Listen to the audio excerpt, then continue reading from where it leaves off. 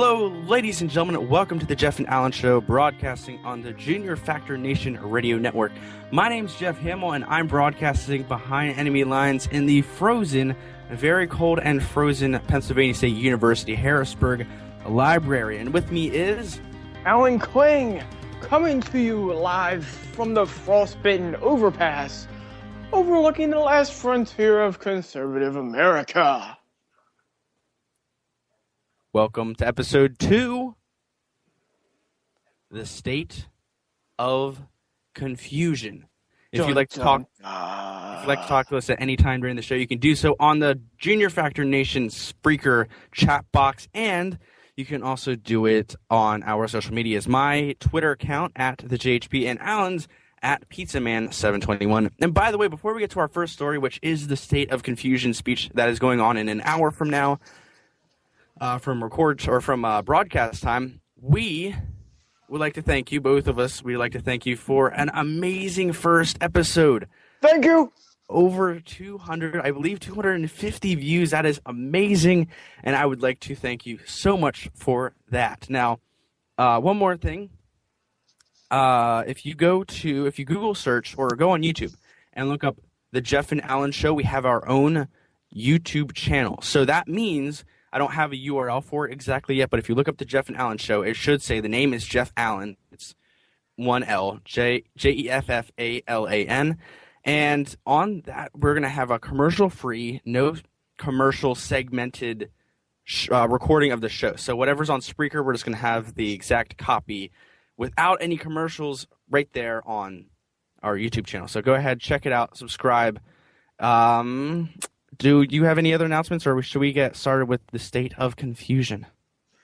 Well, Jeff, my public service announcement for today is it is a glorious, frustratingly confusing, freezing day as we go into the State of Confusion leading into the second month of 2014. Coming up at the end of the week here. And I would think you might agree with me by saying, please, summer, come soon. Oh, my gosh. Dude, okay, I don't want to talk about weather too much, but right now on campus, it is 12 degrees. And that's Fahrenheit, people, not Celsius. In the overpass over here, it is 7. 7 degrees. That's awful. Okay, that's like Mike Vick jersey 7. I just hit my mic. Okay, State of Confusion speech is happening. It's happening, I think, at 9 p.m. Eastern. If I am wrong, you can correct me. But I think it's 9 p.m. Eastern. I know it's on Fox and CNN and MSLSD. Now, he's going to make It's on every channel but the CW. Well, that's because the CW isn't really a network. Anywho. True. So Obama's going to make 6 or 7 talking points. We have 6 on here from the Washington Compost, and we'd like to thank them for hitting us up. And we're just going to take our opinion on each and every single point that he is going to make. The first one, defending Obamacare. How many times does he have to defend this freaking bill? It makes me believe, like he's saying, you know what, it's not good enough, so I'm going to have to defend it some more. What? Yeah. It sounds like he's second-guessing it if he feels like he has to back it up so many times. Yes. If people would like it so much, they would have voted yes by now. And if they would have actually liked it, he wouldn't have to try to convince every single person around the country that it was any good. Exactly. And what is his voting approval rating? And it is, I don't even know what it is. I think it's in the 40s, maybe 30s. I'm going to say 40s to just keep it safe. It's in the 40s or something. And a huge percentage of that is Obamacare. Not Hillary Clinton. Who said, who was the Speaker of the House before Boehner? Pelosi. Yeah, Pelosi, yep. Pelosi, we have to pass the bill before we get to know what's in it. What is that kind of crap? And now he's going around. That's the kind of stuff that warrants you unelected. Yeah. And it's like, now he has to go parading around saying, hey guys, love this bill, love this bill. Why? Because I'm Obama and the Affordable Health Care Act is going to help us, when really and this is why we need people like former Congressman Ron Paul, not necessarily just him, but anyone that is willing to read the entire bill if these people would open their eyes and read the bill and use the skills they were taught in preschool to actually read what they are signing, this country might be looking up. Yeah, but the problem with that line of thinking is, number one, it takes time, and when you're getting paid how many hundreds of thousands of dollars, you can't be wasting time looking on bills, right? Number two, it'll take wasting time doing their job. Yeah, you don't have that much time to do your job, right? Number two, they barely even passed grade school. I'm surprised any of them went to freaking high school and college.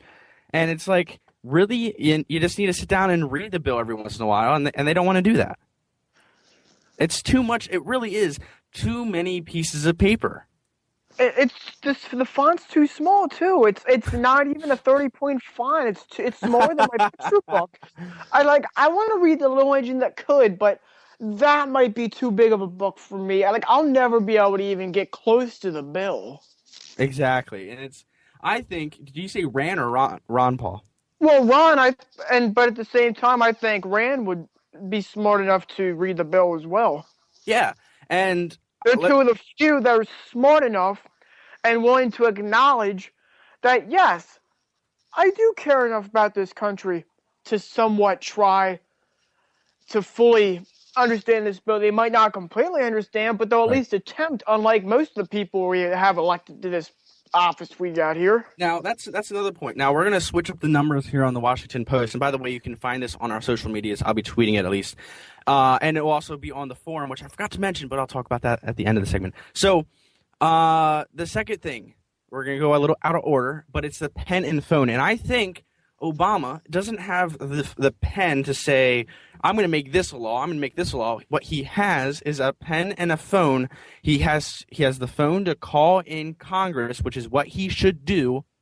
And then he has the pen to finalize. He has the pen to sign whatever bill, even if it's Obamacare, but all of Congress has to pass it. But he has that phone, and he should call them in, but he doesn't want to. And I don't understand why. And that's what the executive, legislative, and judicial branch should be doing. They should all be working together instead of having one of the three branches trying to take over all the power. That's why we have checks and the balances. Exactly. Keep it all in check so one guy can't have all the power, because George Washington said he did not beat out King George, the whatever number he was, to become King George the First of America. This is a presidentship, not a dictatorship. One man does not rule everything. It's a team, not one guy ruling it all. But what I do think he should do with this pen and phone, I think he should call up the representatives, call up the Congress, every congressperson, and say, hey, you are not going home until we have a finalized health care bill. Even if, personally, I don't like it, he should call them up and say, you know what, we're not done here until I have a finished bill to put out to the American people. Yeah. Tell them they can't leave. I think it was another talk show host said, you know what, we should have them go in, put a gun to their head and say, you must finish this. Or no vacation for you, no Hawaii golf trip. Oh, No trip to the Bahamas. No trip to the Super Bowl for you. You can't even watch the Super Bowl if you don't try to fix this. No ball game. No beach trip. No trip to the Dominican Republic or to New Zealand or anywhere. Germany or England or Mars or anywhere. Let's just get this freaking bill. To just set it around the horn on ESPN. Nowhere. Get your job done. Yeah, let's get this bill freaking finished, and then you can enjoy your nice, luxurious, taxpayer-paid, by the way, vacation. Let's get things done. Let's use your pen and your freaking phone. Let's use Obamacare and get stuff freaking done. I don't like Obamacare. I wish it's repealed. So work on it. Work on repealing. I'm calling you out, House. Freaking House of Representatives doesn't want to do anything. I'm calling you out. Do work. Do what we're paying you to do. Do work. Okay. Number 3, saving the planet. It sounds like my class in college right now. Which class? environmental science. They're telling us about our ecological footprint and what we're doing that kills the planet. They've been talking about this the last 30, 40 years. No one does a thing about it.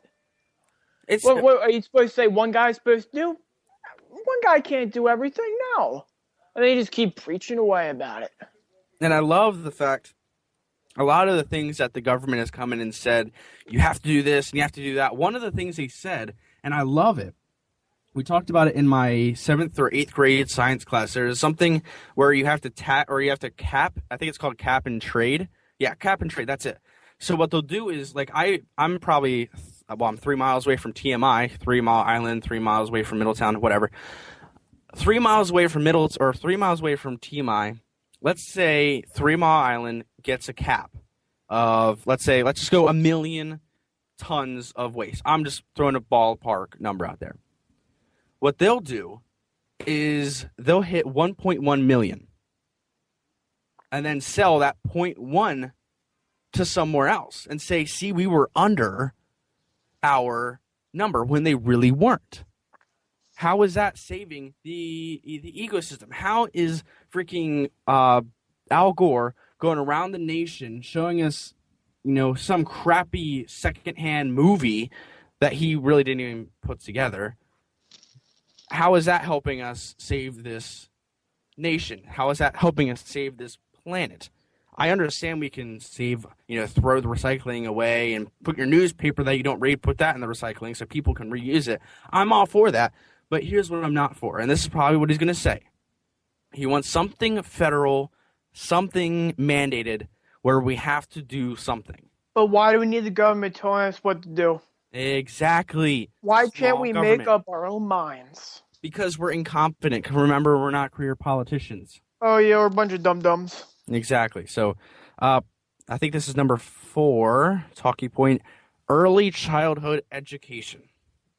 I think we should focus less on early and secondary comes first. And let me explain why. You can go to elementary school and middle school and high school, that's fine. But we just talked about this in my last class. Graduating from college or university today is like graduating high school years ago. Why don't we focus on university first? Or fund early elementary education, which I'm sure Obama's going to talk about, and then focus on the building blocks. Because there's so, like, I'm taking a English class, and there's so many people that don't know anything about grammar, and it's kind of upsetting. It really is. It's sad. It is. And I'm like, why don't you know that there, and there are different? Yeah, you, and your, and your. Right. They're different. And let's focus on, and I'm not bashing Obama for this. Originally, I thought I would, because I think that university is extremely important. But I also, now that I'm thinking about it, childhood education is crucial for the building blocks of a great nation. Oh, yeah, it's super crucial. But then again, things from early elementary school and earlier than that, your mom can teach you, your dad can teach you at home. A lot of stuff I did from early elementary school and before, my mom taught me just because she felt like it and because I felt like learning before I even went to preschool and kindergarten. Something to talk about, something to learn from, mom to kid, dad to kid, older sibling to a kid if they have an older sibling. But higher secondary education and post-secondary education, we're falling behind. We need to pick it up. Absolutely. All right, the next one, immigration. I know exactly where this is going. Zeb Coulter. We need these people to be free. Now, I thought of this analogy, and I want you to tell me if it's a good one. So I'm not sure exactly what all the stance on this immigration reform is, but here's what I'm going to get. Let's say you own a bakery. So Allen's Bakery is open in Philadelphia, and you have your nephew who works for you. And there's a huge sign on the back door that says, "Do not enter." And it's locked. And all of a sudden, these people start coming in to to the back door where it says "Don't come in," and it's locked. So they're picking the lock. They're going in. They're stealing food. You catch them one day, and then your nephew, i.e. the government, says, "You know what? Let's help them because they're so good at coming in this country. They're so good at coming into your bakery, Uncle Alan. Why don't we do this?" And us American people, i.e. Alan, are shrugging our shoulders, saying, "What the heck is going on?" Come on, man. Does that make any sense? I think it makes sense, but I have no idea. That's a somewhat decent analogy. Yeah, good job. It's like, why is our employee, the government, telling us, the American people, you know what, they may be coming in here illegally, but they're doing a good job doing it. What? That's like, or a kid in high school. He cheats on a test, but you did a good job cheating on this test. We're going to give you an A. Yeah, exactly. It's freaking crazy. And I'm pretty sure he just wants to give amnesty again, and he wants to do all these things. It's like, again.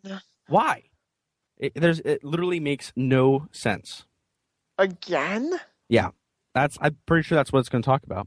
Yeah, but if me or you go over to Russia and get into there illegally, they're going to do a little bit more than slap us on the wrist. Oh, they're going to kill us. A whole lot more.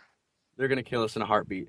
They'll kill us with giant bullets. Oh, this is another thing. Foreign policy. He's going to talk about foreign policy. I'm not positive on what exactly about the foreign policy he wants to talk about. Oh, I do now. Ending the war in Afghanistan is what he's going to talk about. I think we should have ended the war years ago. I think in order for us to have done that, we should have said, you know what? We have to go in strong, and we have to do a lot more, a lot quicker. Because I think Bush did a really crappy job saying, you know what, let's go over there, and we're going to take care of business, and they did.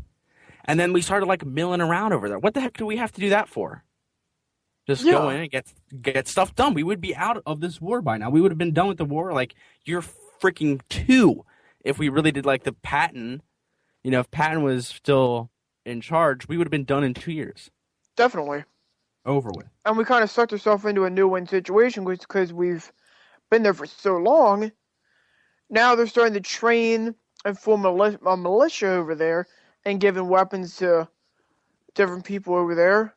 And correct me if I'm wrong, haven't some of them been trying to kill some of us that we're giving weapons to? Yeah, now the thing about that... Like, that's a combination of recently and around 10, 20 years ago, and we kind of screwed ourselves. That was like 30 years ago. That was back when Reagan was president, and the reason Reagan that he gave them... Bush Sr. Really, when he gave them those weapons, the reason was because they had hostages over there. And what was he going to do? Let them all die? And then he would have been looking like an inhumane, really bad piece of crap president. Well, were they our hostages or which? Yes, they were American hostages in I think Iraq or Iran. I'm not positive on the country, but we had hostages over there, or they had hostages, and they were our citizens that were being hosticized. And who was the president before Reagan? I look awful. Hold on 1 second. I'm going to the Junior Factor Nation website, juniorfactornation.com, going over to presidents. And Jimmy Carter, I knew that. Why did I think that? It happened during Jimmy Carter. It started there, and then he got them out, and he gave them weapons because that's what they wanted. Is he the genius that pardoned Vietnam draft dodgers? Who, Carter? Or am I thinking of someone else? I'm not sure. But that's beside the point. The last thing, it kind of goes back to the pen and phone, is bipartisanship. I don't believe whenever Obama says bipartisanship, or when he says, let me be clear. When he says, let me be clear, you know what I do? I start shrugging my shoulders and saying, what the heck are you saying? Let me be clear, that's like code word for Oh, one thing. Okay, so we're running out of time, but one thing I want to say. I really hate when people say Obama is a great speaker. He is the worst speaker I have ever heard in political office ever. Number one, he has to have a teleprompter. The picture that I think I just dropped the lead. The picture It's in my pencil. The picture that they have on the Washington Compost's website, Obama's looking to the left or his right, and he's pointing. I guarantee you he's pointing to the teleprompter. And whenever he doesn't know what to say, it's And I understand the ums and the uhs, because what's happening is our brain is trying to think of the next thing to talk about. But what he should rather say is nothing at all. And he sucks at public speaking. You heard it, I said it, and we will be right back.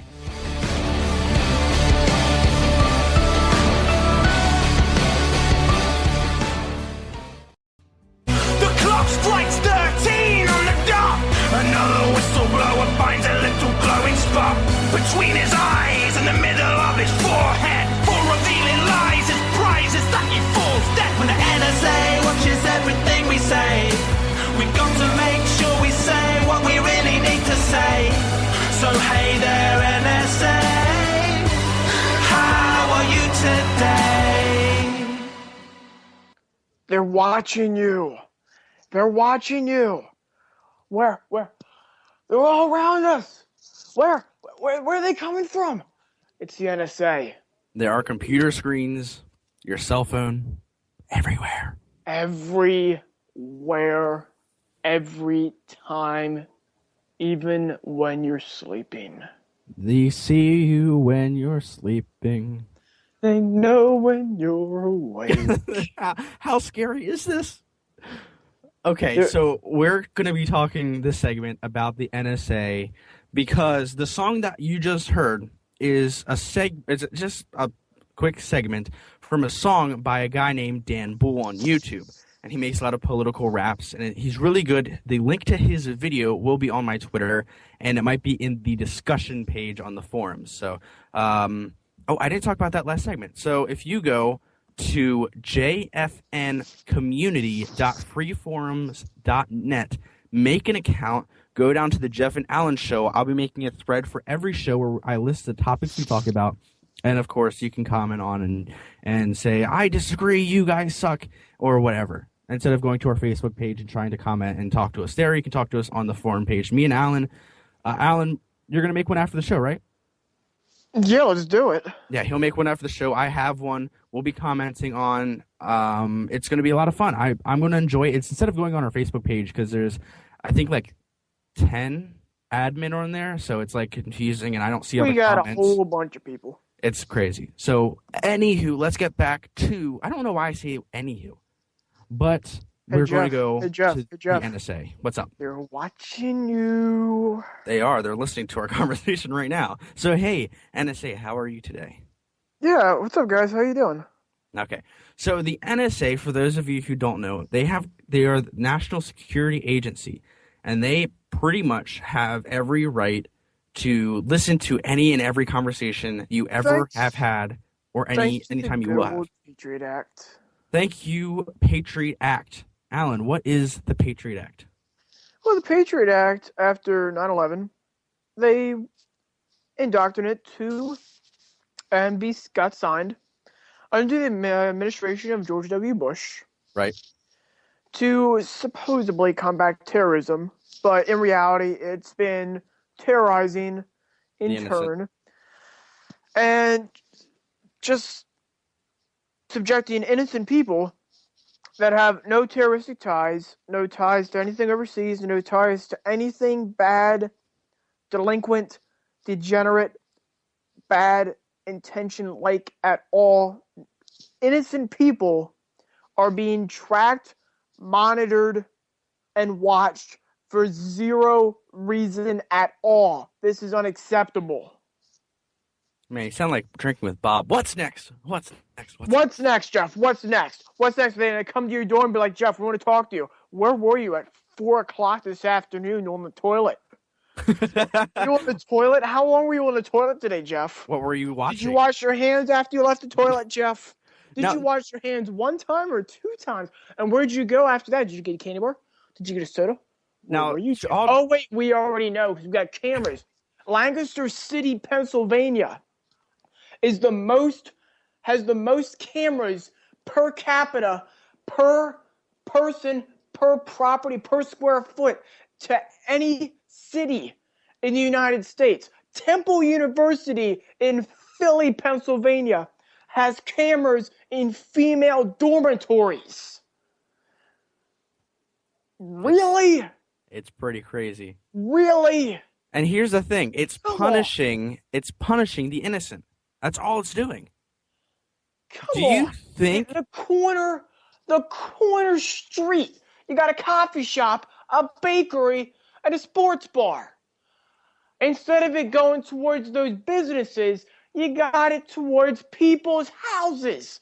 It's going to show back to the people watching from the camera what they're doing at their stove, on the toilet, in the shower, watching the TV, watching the ball game at night. They want to watch the Phillies game. Oh, look, you're not watching the Phillies game. You're on the toilet. Oh, wait, you're not on the toilet now. Now you're washing your hands. Now you got a bag of chips. Oh, look, he's watching the Phillies game again. Oh, wait, no, he's not watching the Phillies game. He's watching the Sixers. What's he doing? Oh, he's not watching the Sixers now. Now he's playing Madden. Not Madden 25. He's playing Madden 09. Oh, no. Oh, he's playing Madden 09 instead of watching the Phillies.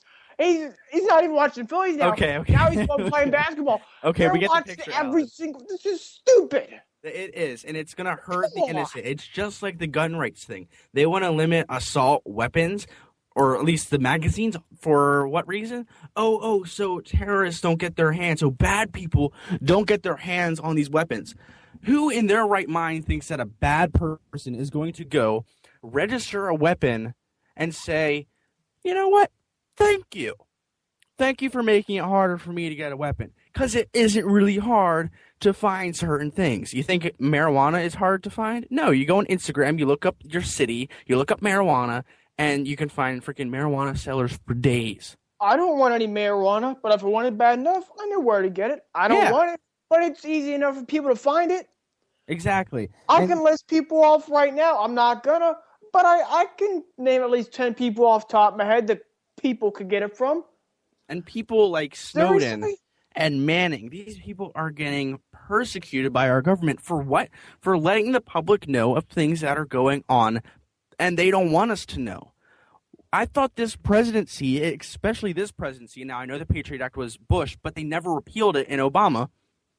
This was supposed to be the most transparent government ever. Yeah, and my toe is purple.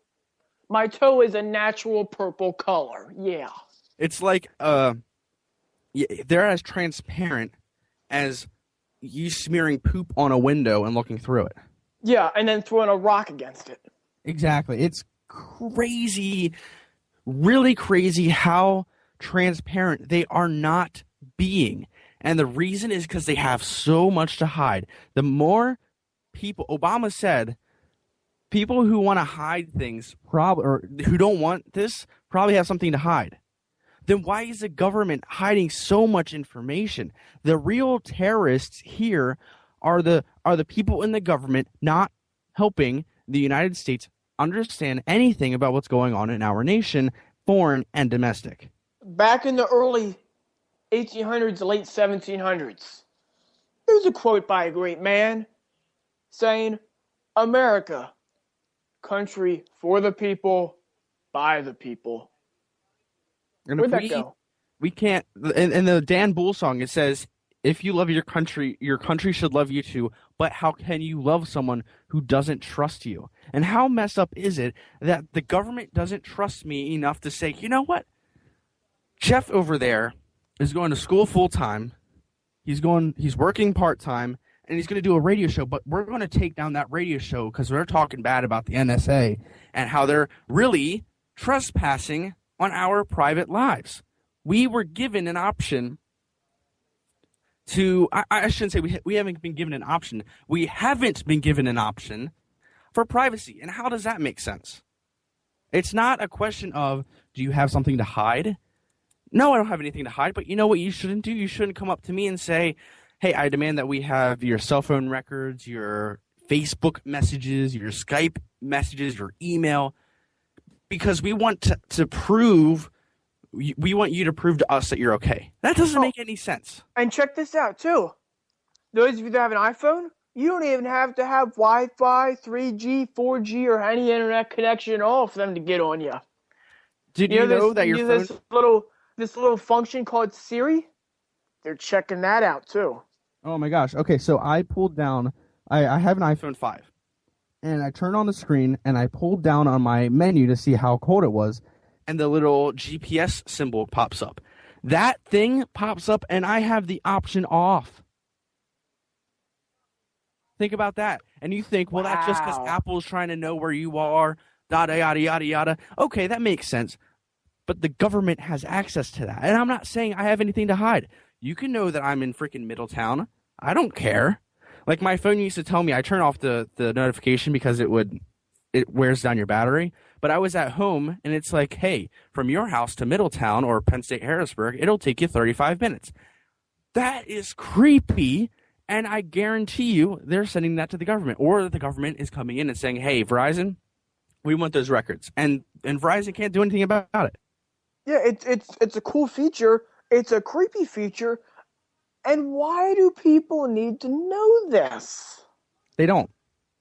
Exactly. They don't need to know any of it. But you know what? They're going to know, because we have people over here saying, well, if you just sacrifice a little bit of your freedom, we're going to get a little bit more safety. And who said that if anybody gives up some of their personal freedom for safety, deserve neither?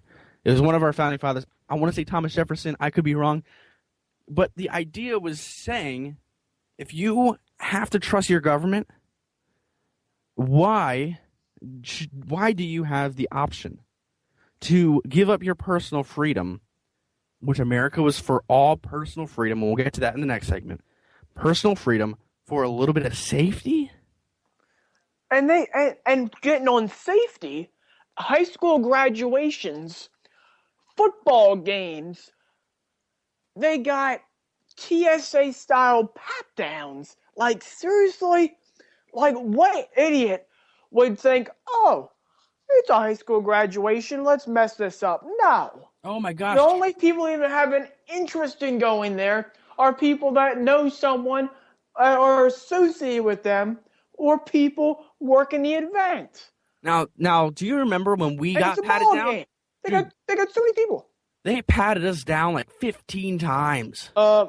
Jeff, I walked by. I wasn't going for that. How did you walk by? Did you go up like another set of stairs? No, I literally just walked by. I walked by everyone. They didn't say a word to me. Oh my, dude! So for some I'm not reason, going for that. For some reason, we weren't allowed to have our phones. I'm assuming it was because it was a distraction. I had mine in my pocket, and I was gonna say I forgot or make up some excuse, right? You thought I spit in their face and said, I don't care about your rules, and walked right past them. I went through, I think it was 5 people to get to my own graduation. Who was going to get their graduation and then shoot it up or something? And you know who would do that? People who would get the guns illegally. Side note. Yeah. If people want to do something stupid like that bad enough, they're not going to do it the legal way. No. If the people changing all these regulations are the people that are making it harder for people like you and me trying to do things the right way, and it's just making it a tiny bit easier for someone that wants to do it the wrong way and screw things up for everyone else. Mm-hmm. Because more regulation on everyone else makes it harder for people trying to do good. People want to do bad. It would just make them easier for them to slide by. Exactly. And it's like I'm a huge fan of guns. I have one gun that was given to me years ago. My dad has one shotgun and a couple other pistols. And we have uncles with like 12 guns. And I want to, when I turn 21, I'm going to register for my carrying license, my concealed carry license, and I'm going to get a pistol. Not because I want to go shoot someone. Well, because if it comes down to it, I'm sleeping at home, or I'm out at I'm out going somewhere. You're working third shift. Some crazy guy comes up to me and is like, I'm going to kill you and your family. I'm going to eat your babies. It's like, no, you're not. Ew. Boom. I'm going to have to protect myself. And the government's coming in and they're saying, you can't do that because that's not nice. Really, we're not in this life for niceness. I'm not trying to win the niceness award. I'm trying to win the I've survived my entire life without any problems, and even if I have a problem, I'm going to deal with it. Because when you're Sorry about that technical difficulty we just had. I pressed the wrong button in the recording, so my B. But the NSA sucks. Trust your people with guns and anything else to protect themselves from bad people, because there are bad people in this world. And myself and Alan will be right back, and we're going to talk about a controversial issue that has been really on my mind, and I'm excited to talk to you about it. So we'll be right back after this break.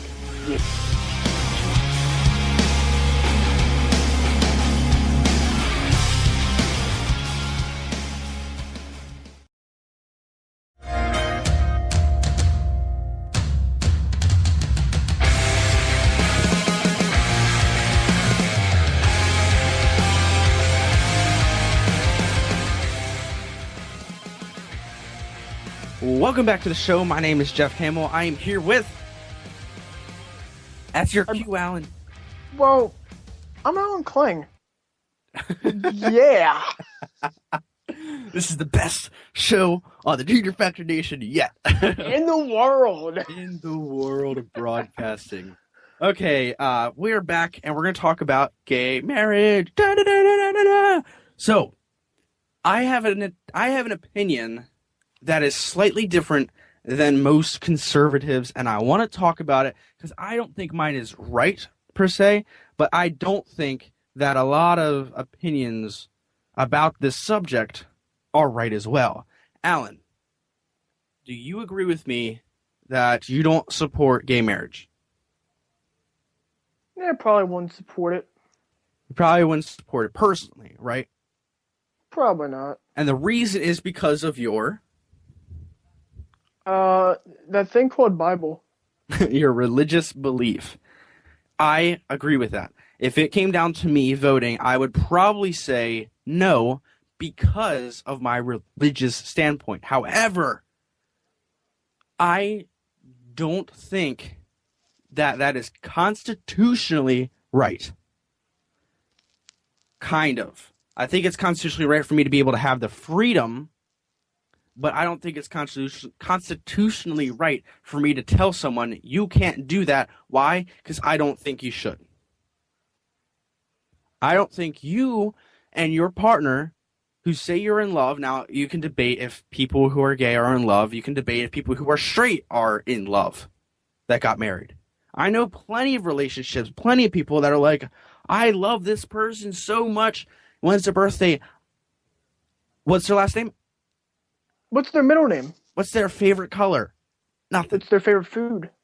Nothing. People nowadays, we have to wait to get married, which I hate that so much. We have to get to school, we have to get everything ready, and then after we have all of that done, then you still can't afford it. It is like lightning quick. You have to do everything right away. What happened to waiting until you get married to experience marriage? Whatever happened to that? You know what happened? Fast life happened. And I don't like it at all.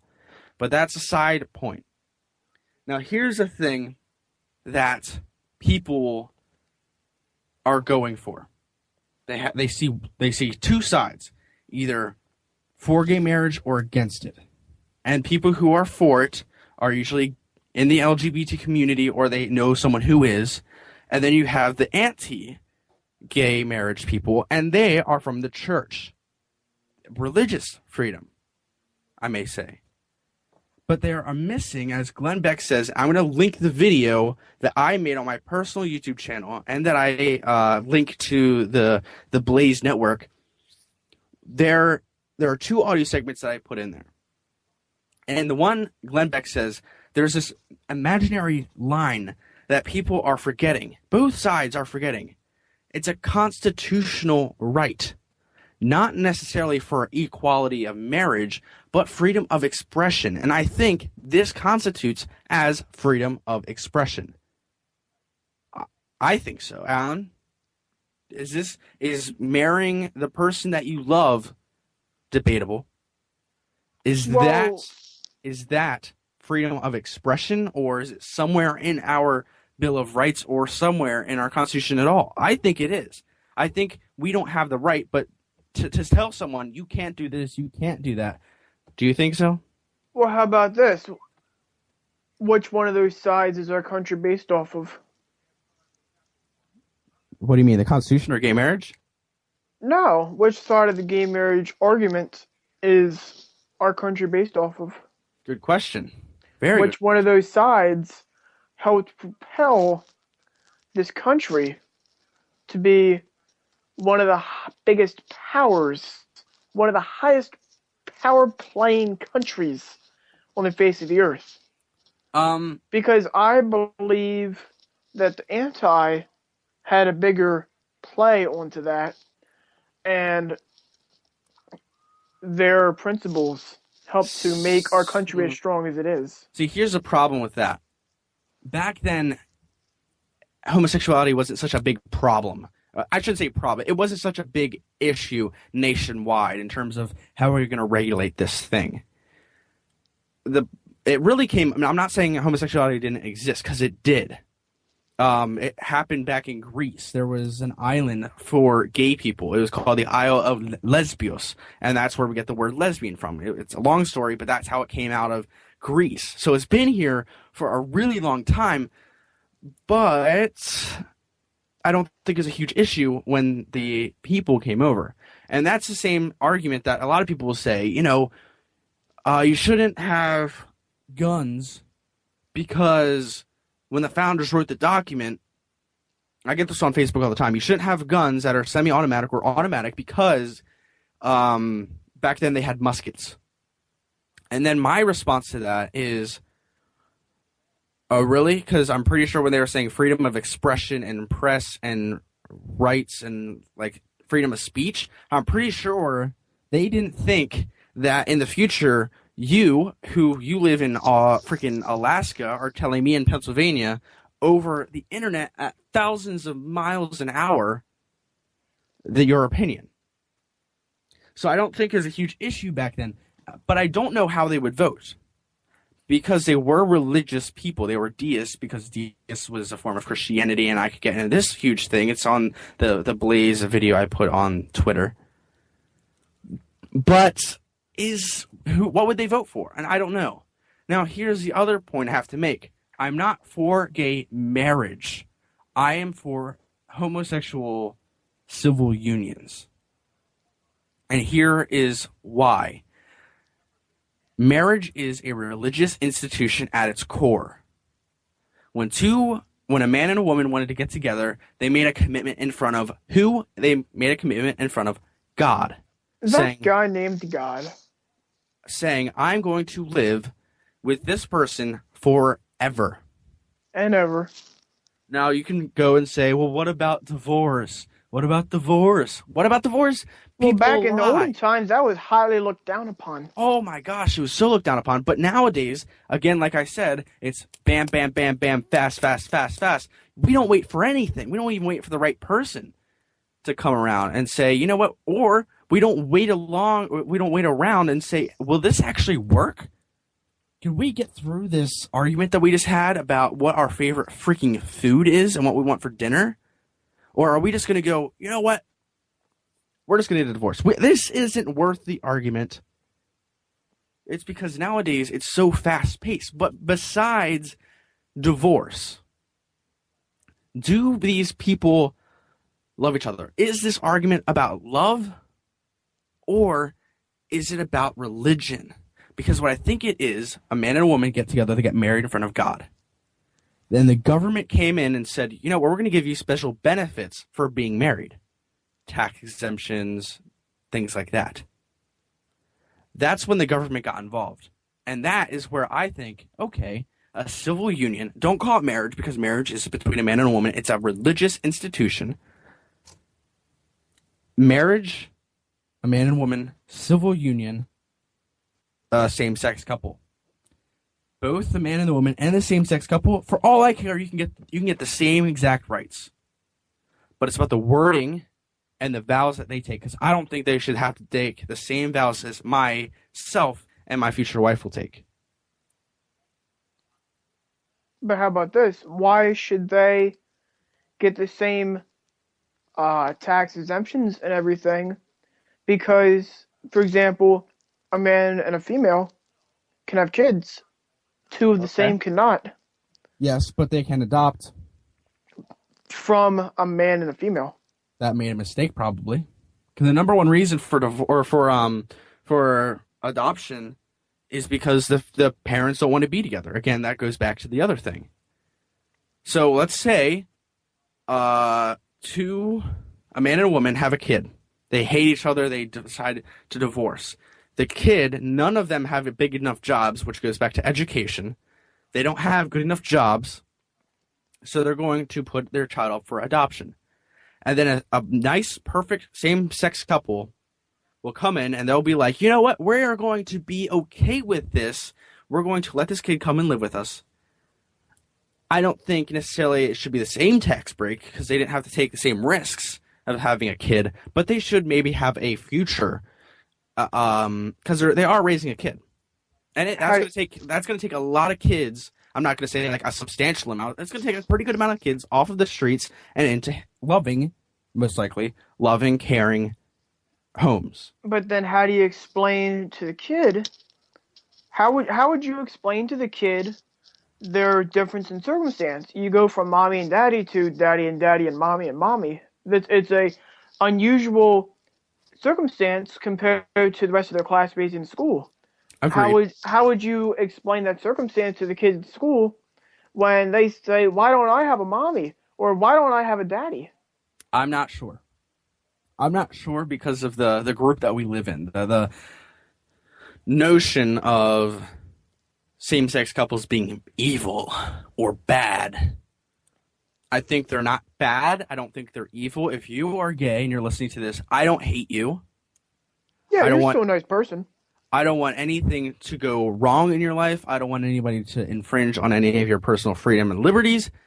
But I just don't agree with the whole marriage thing. It just confuses me. There's a lot of arguments from both sides that are really, really stupid. But there are a lot of intellectual, thought-out explanations and thoughts about different sides of the same issue. And I'm not going to say I'm going to hate someone because they don't agree with me.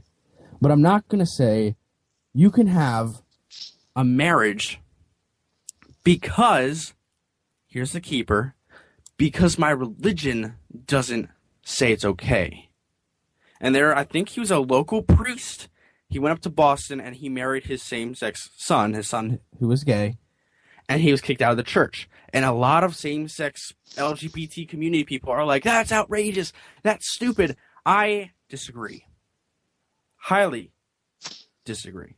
Yeah, he knew what he was getting himself into. And it was the church who said, here.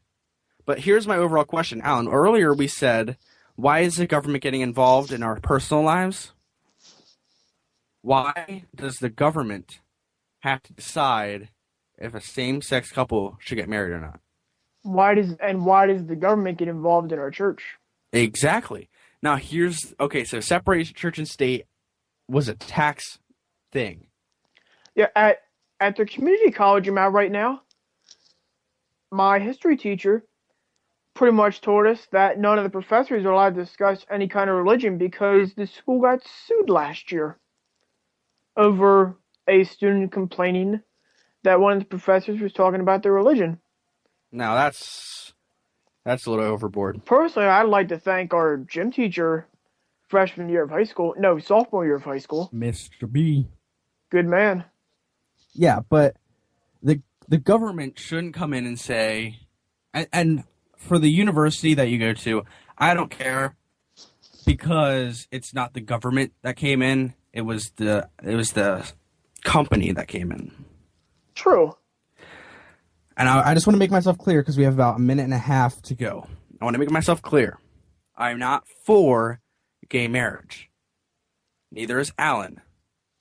But what I'm also not for is the government coming in and saying, you can't do this, you can't do this. If I would personally vote for or against gay marriage, I would vote against it. However, if I owned a company, let's say Alan's Bake Shop, and a same-sex couple came in and said, hey, we want you to make our cake, I would not say no. And if I did, I don't want the government coming in saying, you need to do this. Why? Because I said so and I'm the government.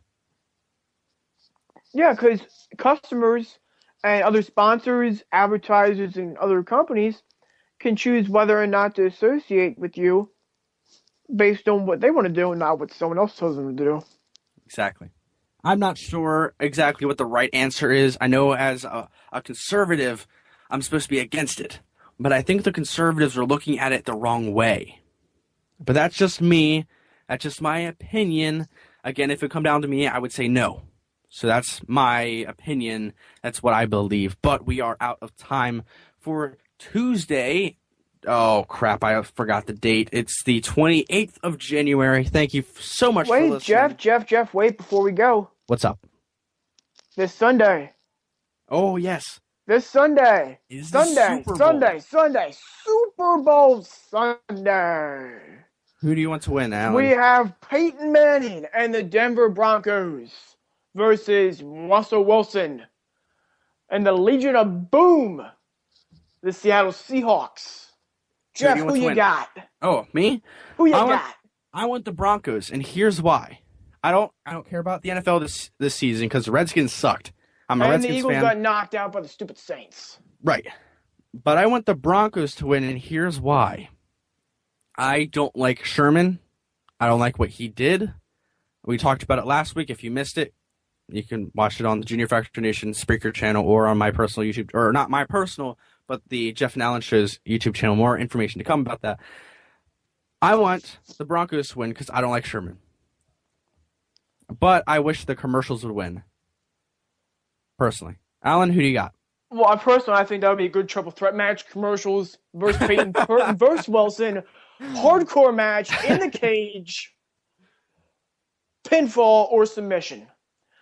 Me, I think they're both outstanding teams. I think the Eagles could have beat Seattle if the Saints wouldn't have screwed up that run. Eagles should have been there right now. Yeah. But Russell Wilson looks pretty good. But he's young. His time's going to come. He'll be back. Peyton Manning, I'm rooting for history here. Joe Montana, he had his chance. Steve Young had his chance. Dan Marino, he couldn't quite get to his first ring. Peyton, he's going to be, if he wins this game, he will be the first starting quarterback in NFL history before or after the merger to win the Super Bowl as a starting quarterback for two different teams, the Colts and the Broncos. I'm rooting for history. I'm going with Denver. Okay, so both of us for Denver. For the Denver Broncos, wow. The Denver Broncos, tell us down here in the chat or on our page who you got, who you want to win. I'll put out a poll on the Thingamabobber, and Alan, make an account. I'll send you the link, and we'll both vote for the Broncos. Tell us who you want to win. Tell us about the show on the forums. Please do so, and thank you for your continuous support. My name is Jeff Hamill, and I am with Alan Kling. Thank you so much for watching. Until next time, may God bless and God save this great nation. USA! Yeah.